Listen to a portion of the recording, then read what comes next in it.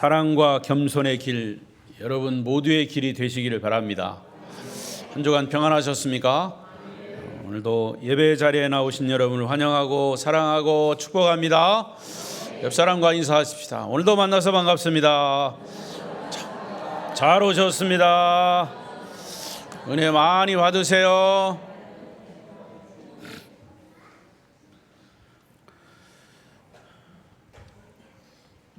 비대면 영상으로 예배하시는 분들 중에도 주의 은혜가 함께 하시기를 바랍니다. 오늘 말씀의 주제는 화면에 있습니다. 다 같이 시작. 오직 예수만이 우리의 자랑. 한 번 더. 오직 예수만이 우리의 자랑. 제가 주일 낮 예배에 고린도전서를 선택해서 이어서 설교를 하는 이유는 분명합니다. 지금 이 시대에 교회를 향한 하나님의 메시지를 듣고 싶어서입니다.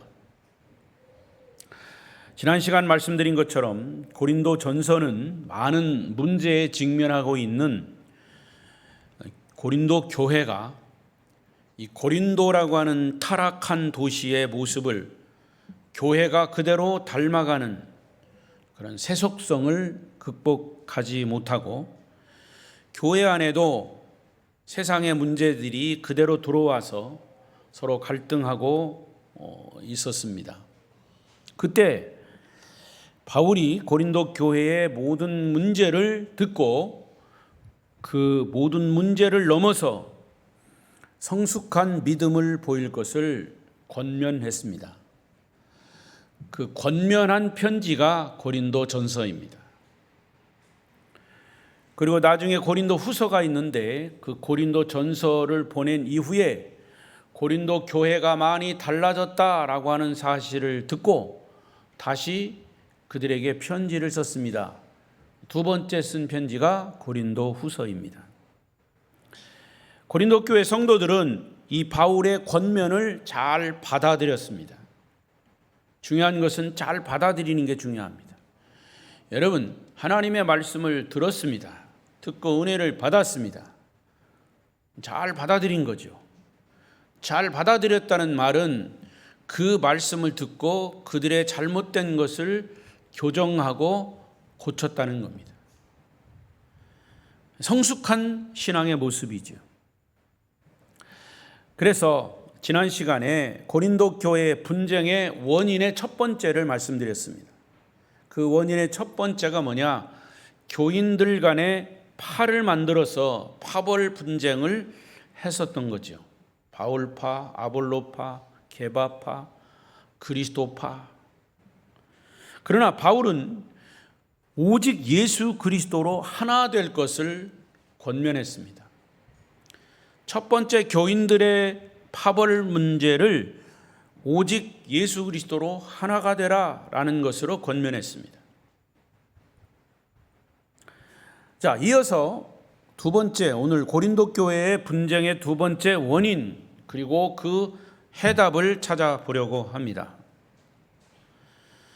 두 번째 문제는 그들은 사람의 지혜를 높이려는 문제를 가지고 있었습니다. 사람의 지혜를 높이고 있다. 쉽게 말하면 사람들 각자 똑똑한 사람들이 많으니까 자기 자랑에 힘을 싣고 자기 자랑에 자존심을 싣고 거기에 서로가 자랑을 하다 보니까 역시 문제가 생겼던 거죠. 이미 말씀드린 대로 고린도는 학문의 최고라고 일컫는 철학을 낳은 헬라 도시 중에 하나입니다. 자기 스승에 따라서 많은 파벌들이 이루어져 있습니다.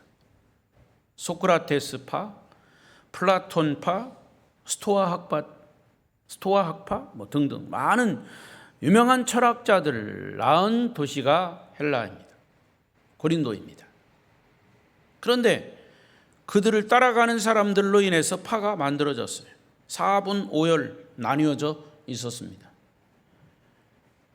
그런데 다행히도 바울이 고린도 교회에서 복음을 전한 이후에는 헬라 사람들과 이방 사람들이 예수를 믿고 예수를 영접해서 고린도 교회의 공동체가 된 겁니다.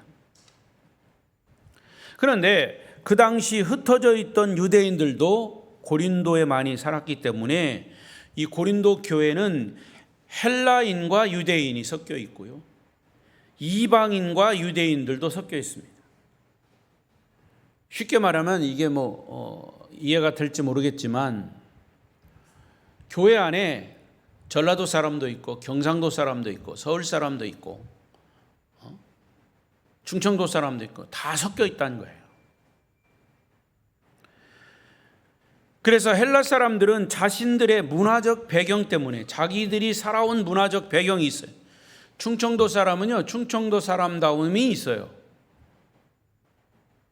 여러분들이 저를 느끼는지 몰라도 나는 충청도 오리지널이에요. 말도 충청도야. 전라도 와서 어쩌을까 이렇게 전라도 말도 배웠지만, 그래도 충청도 문화에서 내가 살았기 때문에 그 문화가 내 삶 속에서 자연히 배어 나오는 겁니다. 언어도 그렇고 기질도 그렇고. 전라도는 전라도, 경상도는 경상도, 다 그 기질이 있어요. 그래서 그 기질이 나쁘다 좋다라고 얘기할 수 없는 거예요. 그가 살아온 문화적인 배경이기 때문에. 이와 같이 헬라 사람들은 자신들의 문화적 배경 때문에 헬라적 방법으로 신앙을 추구합니다. 철학의 바탕을 둔 헬라적 방식은 뭐냐? 사람들 서로 간에 토의하고 의논해서 거기서 일컬어지는 깨닫는 이성적인 방법, 그 신앙의 방법이에요. 그런데 유대인들은 전혀 다릅니다. 그들은 같은 신앙을 추구해도 어떤 증거를 구하고 체험을 구하고 표적을 구하는 어떤 체험적 신앙의 기질을 가지고 있습니다. 그래서 유대인들은 끊임없이 하나님 앞에서 표적을 구하고 증거를 달라고 합니다. 보아야 믿을 수 있고 체험해야 믿는다는 거죠.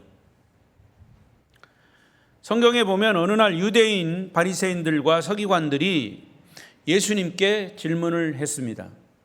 당신이 진짜 구원자 메시아라는 표적을 우리에게 보여달라.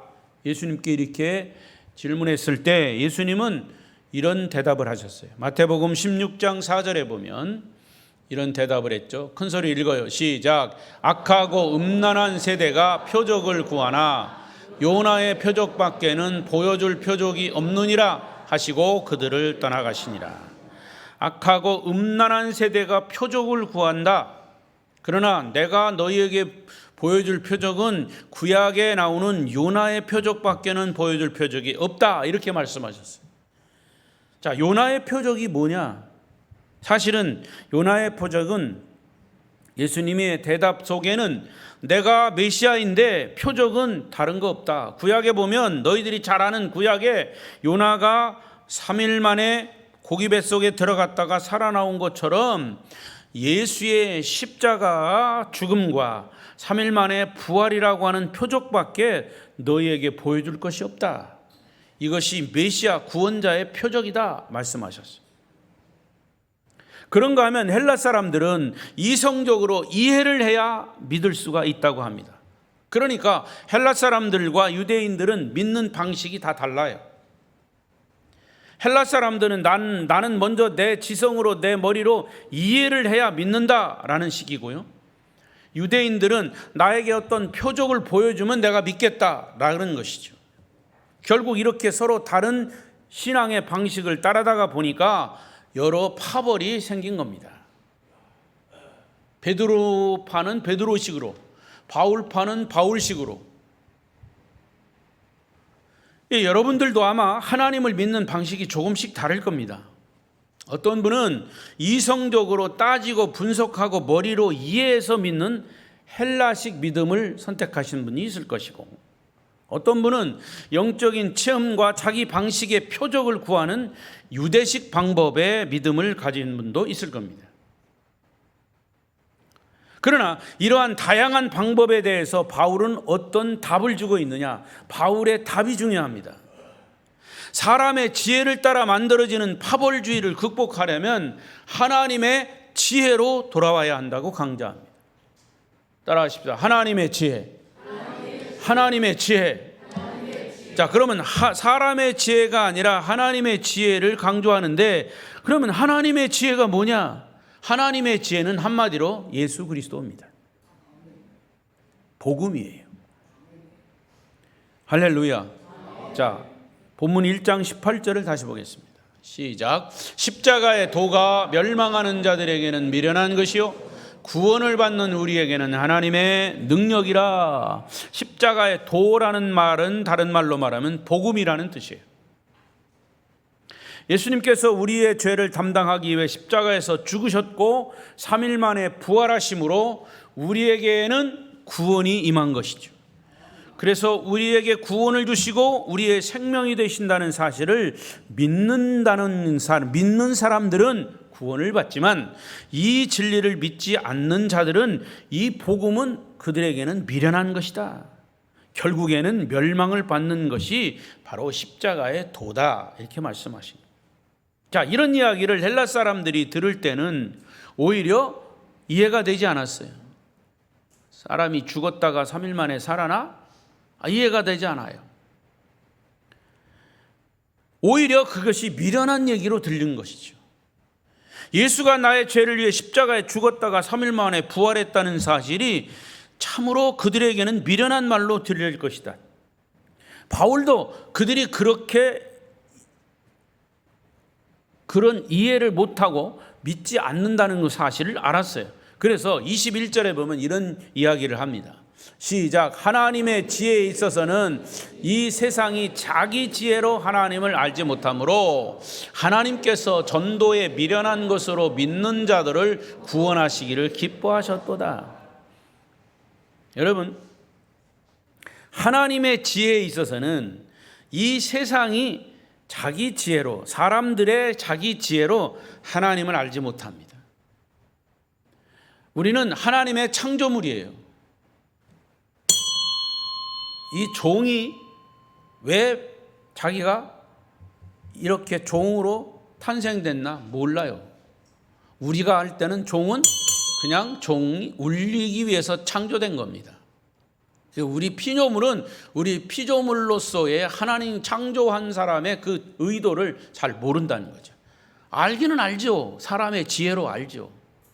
그러나 하나님의 그 창조의 하나님, 스스로 계셨던 그 하나님이 누구인가를 우리는 모르는 겁니다. 여러분, 하나님 알 수 있어요? 하나님 다 알아요.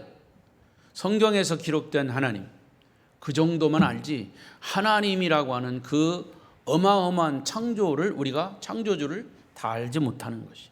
그렇게 표현한 겁니다. 이 세상이 자기 지혜로 하나님을 알지 못하므로, 그 다음에 하나님께서 전도에 미련한 것으로 믿는 자들을 구원하셨다. 전도에 미련한 것이라고 했어요. 자, 여러분, 전도 뭡니까? 예수님께서 당신을 위해 십자가에 죽으시고 부활하셨습니다. 그 예수를 믿으면 구원입니다. 그 예수를 믿으면 천국입니다. 그게 전도잖아요. 그런데 그 전도가 미련한 것이라고 표현됐죠. 하나님은 그런 방법으로 사람들을 구원하시기를 기뻐하셨다는 거죠. 그러면서 바울은 그 당시 유대인과 헬라인의 믿음의 방식을 22절에서 이렇게 표현했어요. 시작. 유대인은 표적을 구하고 헬라인은 지혜를 찾으나.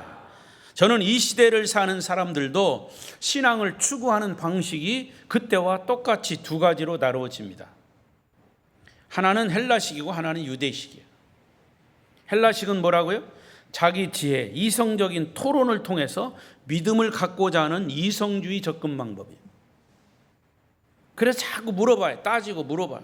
자기가 이해를 해야 믿는 거거든요. 또 유대식은 뭐냐? 표적을 보여주고 느끼게 해주면 내가 믿겠다는 감성주의 접근 방법이에요. 이성주의와 감성주의. 여러분들도 둘 중에 하나입니다. 어떤 사람은 화끈하게 느껴야 믿는 사람이 있고, 어떤 사람에게는 이 말씀이 잘 이해가 되어야 믿는 사람이 있어요. 어느 것이 옳을까요? 이성주의가 옳을까요? 감성주의가 옳을까요?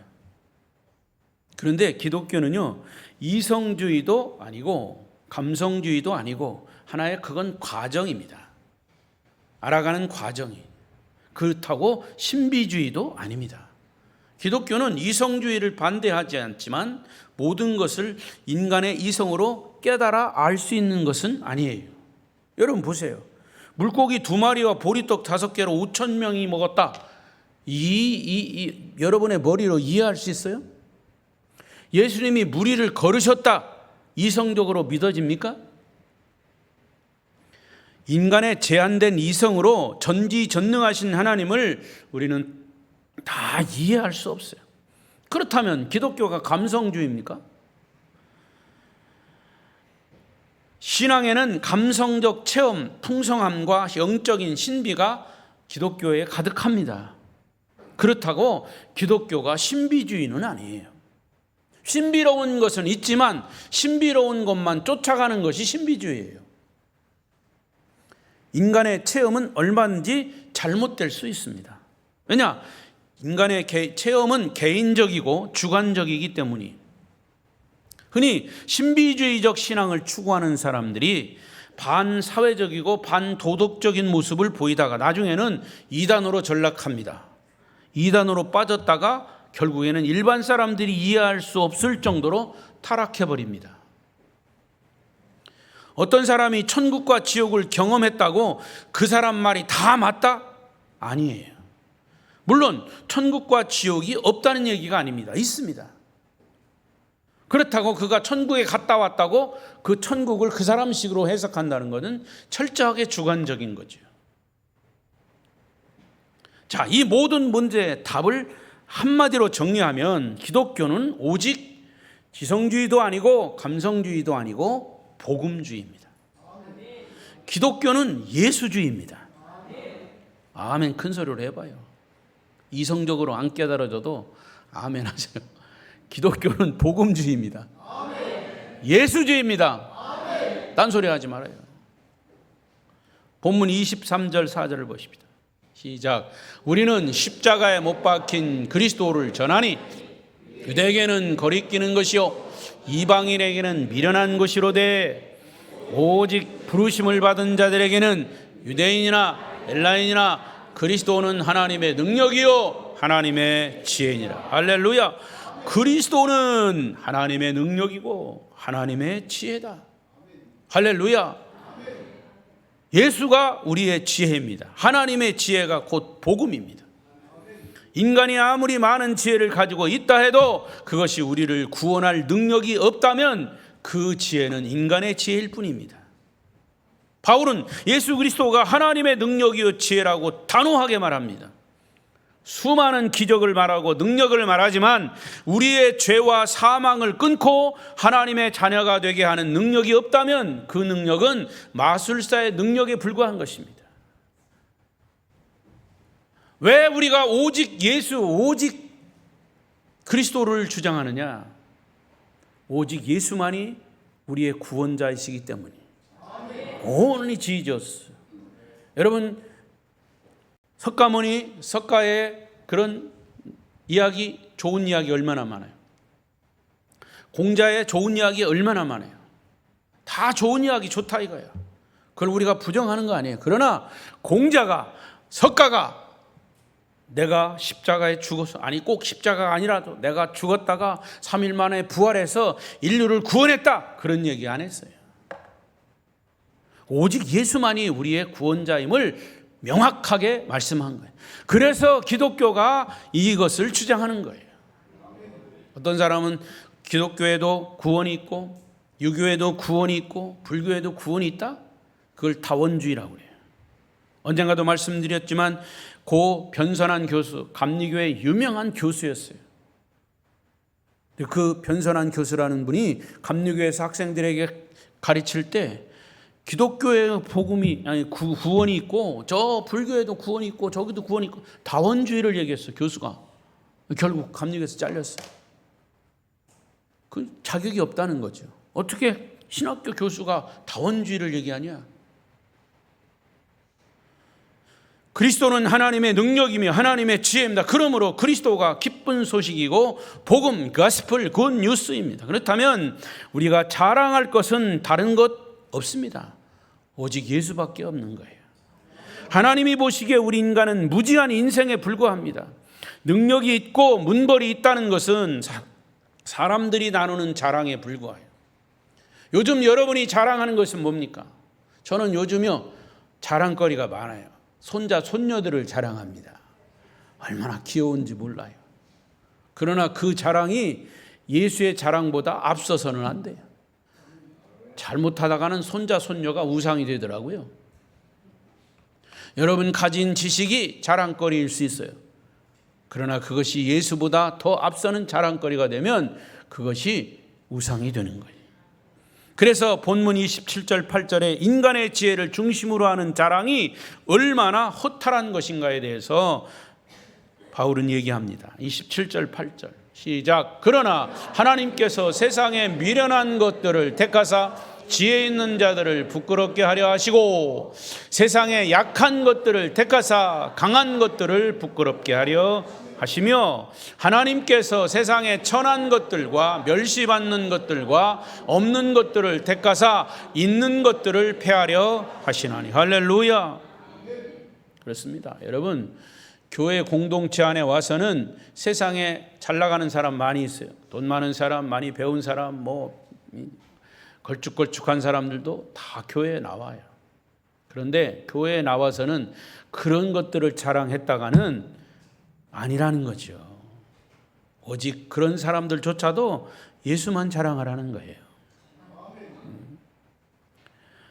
결국 마지막 본론 본문 29절 31절이 오늘 말씀의 결론이에요. 그것은 예수 그리스도밖에는 아무것도 자랑할 것이 없고 우리의 어떤 지혜도 자랑할 만한 것이 못 된다는 것이죠. 하나님 앞에서 우리 인간은 아무것도 자랑할 것이 없는 거죠. 우리가 자랑할 제목은 하나밖에 없습니다. Only Jesus, 오직 예수예요. 자, 29절 31절 큰 소리로 읽어요. 또 시작. 이는 아무 육체도 하나님 앞에서 자랑하지 못하게 하려 하심이라. 너희는 하나님으로부터 나서 그리스도 예수 안에 있고 예수는 하나님으로부터 나와서 우리에게 지혜와 의로움과 거룩함과 구원함이 되셨으니 기록된 바 자랑하는 자는 주 안에서 자랑하라 함과 같게 하려 함이라. 여기서 자랑하는 자는 주 안에서 자랑하라는 말은 그냥 주님 안에서라고 하는 말도 in Christ 예수 안에서라고 하는 말도 되지만 자랑하는 자는 오직 예수만 자랑하라 그 말이에요. 이 부분을 눈여겨보십시오. 바울은 예수가 우리에게 지혜를 주신다 하지 않았어요. 우리가 기도할 때 하나님께 지혜를 구하는 것은 사실이에요. 그런데 여기 바울은 예수가 우리에게 지혜를 주신다 하지 않고 예수 그리스도가 바로 지혜다. 예수 그리스도 이퀄 지혜. 그리고 예수가 곧 의로움. 예수가 곧 거룩함. 예수가 곧 구원함이기 때문에 우리가 자랑할 분은 오직 예수밖에 없다. 아멘. 여러분 왜 교회에서 분열이 생기고 분쟁이 일어나고 다툼이 생깁니까? 인간적인 것에 대한 자랑 때문이에요. 학벌, 돈, 지식, 알량한 자존심 때문에 서로에게 상처를 주고 상처를 받는 그런 다툼이 일어나는 거예요. 하나님이 보시기에는 아무것도 아니에요. 얼마 전에 이거 방송으로 안 나갔으면 좋겠네. 북교동교회 김주원 목사님 만날 교육자회가 있어 같이 만났어요. 헤어지는 중에 옆에 있던 분이 목사님이 박 목사님이 커요, 김 목사님이 커요 그러더라고. 그래서 키를 한번 재볼까 하다가 그냥 내가 그랬어요. 도토리 키재기요. 김주원 목사님이나 나나 그냥 비슷비슷해요. 그러니까 우리 집사람이 옆에서 우리 박 목사님이 조금 커요 또 그러더라고. 도토리 키재기입니다, 여러분. 하나님이 우리 인간 지혜라고 하는 거예요. 꼭 키재기 할 때 여러분 저 2층, 3층에서 우리의 사람 키를 재보세요. 위에서 쳐다보면 다 똑같아요. 다 똑같아요. 안 그래요? 그러니까 하나님이 볼 때는 우리 다 똑같은 거예요. 인간이 이 땅에서 자꾸 재니까 그렇죠. 뭐 기도 크고 뭐도 많고 뭐. 그래서 하나님이 보시기에는 그런 것들이 아무것도 아니다. 우리가 자랑할 분은 오직 예수 그리스도 한 분밖에 없음을 믿습니다. 우리가 예수만 자랑한다면 나누어질 것이 없는 거예요. 그리스도가 우리의 생명이고 능력이고 우리의 모든 것이라면 예수 안에서 해결되지 않을 문제가 어디 있겠습니까? 그런데 왜 서로 나누어질까요? 그것은 예수님에게서 자꾸 멀어지고 인간적인 자랑거리가 강조될 때 나누어지는 거예요.